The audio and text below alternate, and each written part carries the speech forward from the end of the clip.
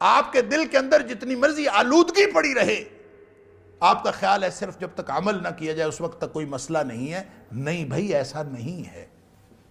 اللہ تعالیٰ نے قرآن میں فرمایا ان السمع والبصر والفؤاد کل اولئک کان عنہ مسئولا. جس طرح آنکھوں سے پوچھا جائے گا کیا دیکھا، جس طرح سماعتوں سے پوچھا جائے گا کیا سنا، اس طرح دل سے بھی پوچھا جائے گا کیا سوچا اور کیا اس میں آرزویں اور تمنائیں رکھی. آنکھوں کی اگر باز پرس ہے، سماعتوں کی باز پرس ہے، والفؤاد، تو دل کی بھی باز پرس ہے. کل اولئک کان عنہ مسئولا، سب کے بارے میں پوچھا جائے گا. تو قیامت والے دن یہ بھی پوچھا جائے گا کہ دل میں کیا تھا. یا پھر قرآن نے کہا وَإِن تُبْدُوا مَا فِي أَنفُسِكُمْ أَوْ تُخْفُوهُ يُحَاسِبْكُمْ بِهِ اللَّهُ. جو کچھ چھپا کے پھرتے ہو نا دل میں، اس کو ظاہر کرو چاہے چھپا کے رکھو، اللہ نے اس کا حساب لینا ہے. یحاسبکم بہ اللہ، اللہ نے اس کا حساب محاسبہ کرنا ہے. فرق یہ ہے نبی اکرم صلی اللہ علیہ وسلم کے فرمان میں اور ہمارے اللہ کے قرآن کی اس بات میں تطبیق یہ ہے کہ صرف وہ خیالات معاف ہیں جو غیر ارادی طور پر آ جائیں.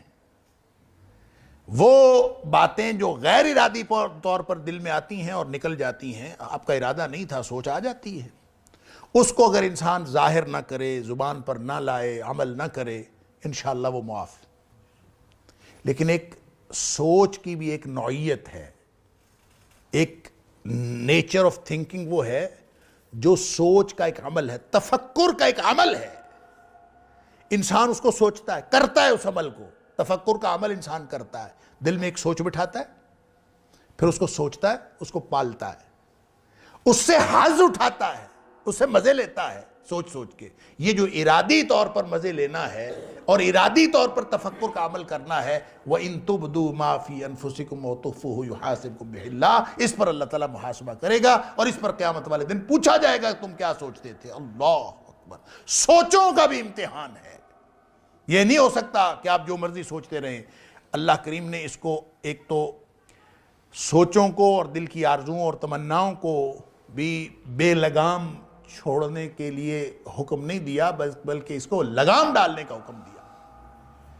اور لگام ڈل جاتی ہے بڑی آسانی سے اگر انسان کو اپنے امتحان کے نتیجے کا خوف، نتیجے کی فکر لگ جائے نا کہ امتحان کا نتیجہ نکلنے والا ہے، مجھ سے پوچھا جائے گا، میں کیا جواب دوں گا. وَأَمَّا مَنْ خَافَ مَقَامَ رَبِّهِ. جو شخص اللہ کے سامنے کھڑا ہونے سے ڈر گیا.